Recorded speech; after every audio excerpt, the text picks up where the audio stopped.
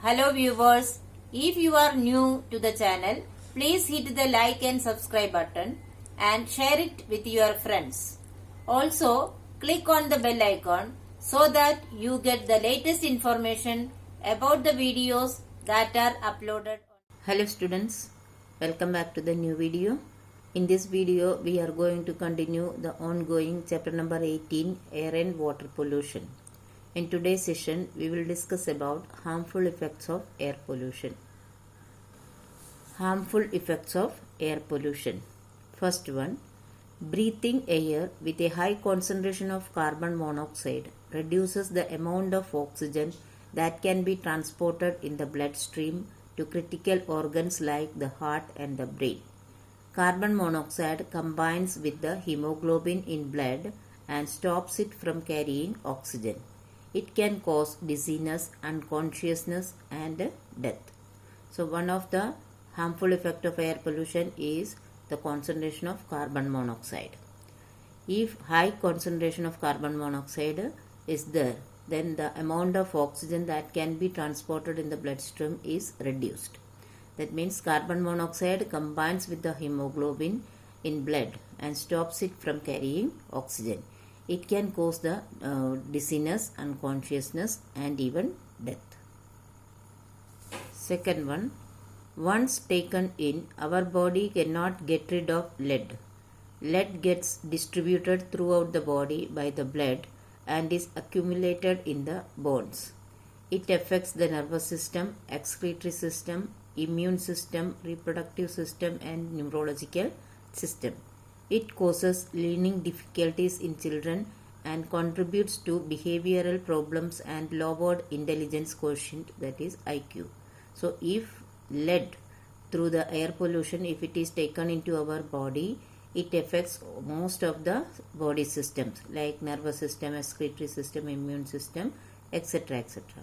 It causes even learning difficulties in children and behavioral problems and even intelligence quotient is lowered. Number 3. Ground level ozone can also have harmful effects on sensitive vegetation and ecosystems. Ozone, if it is present in the surface of the earth, it can cause harmful effects like sensitive vegetation and ecosystems. Fourth one, CFCs, that is chlorofluorocarbons, are responsible for ozone depletion. Ozone depletion leads to skin cancer. CFCs are responsible, that means CFCs reduces the ozone present in the stratosphere.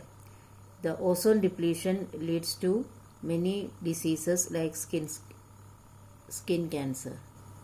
Fifth one, photochemical smoke is caused by the action of sunlight and fog on pollutants such as oxides of carbon, sulfur and nitrogen, smoke and soot particles.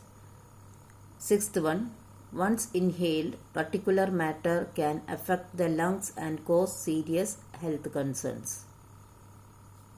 Seventh one, breathing air with a high concentration of nitrogen dioxide and sulfur dioxide can irritate the human respiratory system, leading to coughing, wheezing or difficulty in breathing.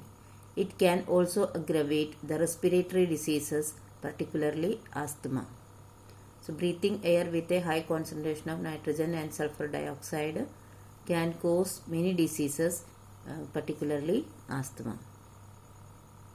Now we will discuss about acid rain. When pollutants of air such as sulfur dioxide and nitrogen dioxide react with water vapor, they form acids such as sulfuric acid and nitric acid.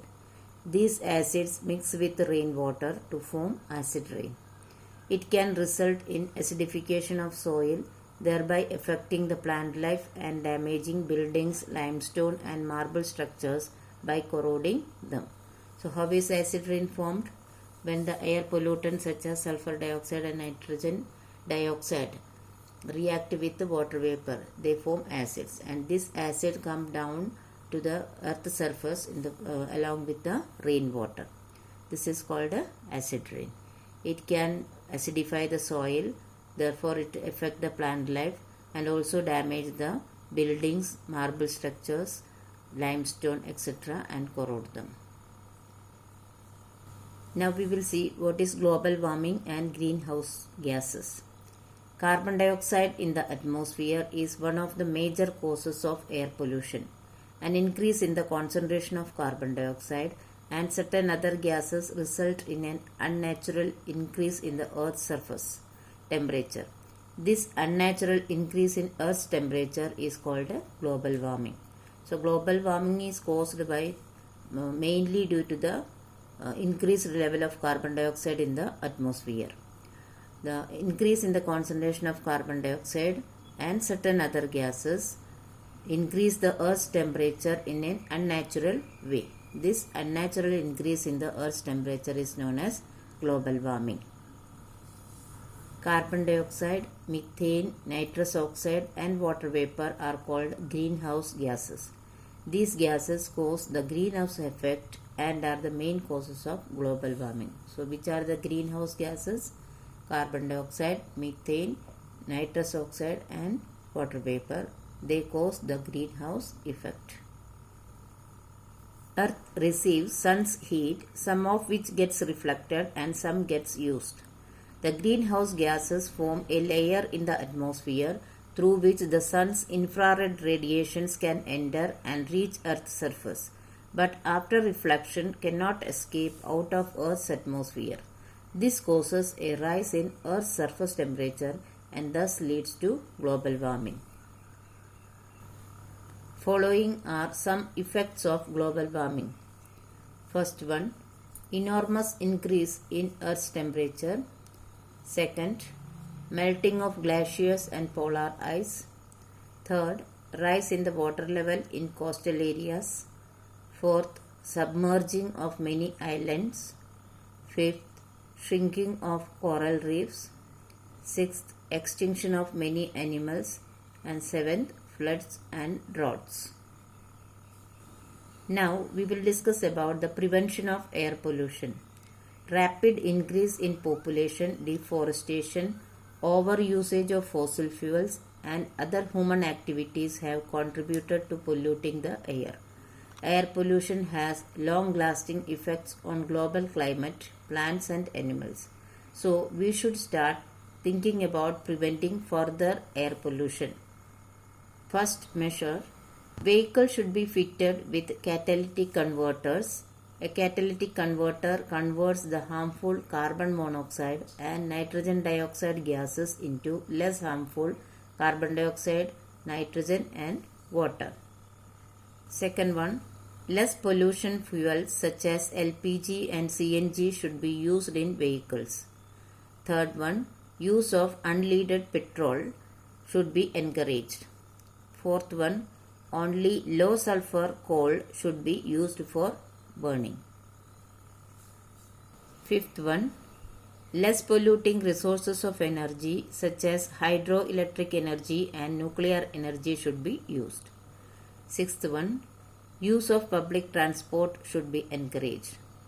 Seventh one, planting more trees and conserving forest lands are the best ways to reduce amount of carbon dioxide in the atmosphere. So students, I hope you have understood the topics very well, but still if you have any doubt you can write in the comment section. I will surely try to solve it as early as possible. Here are some review questions.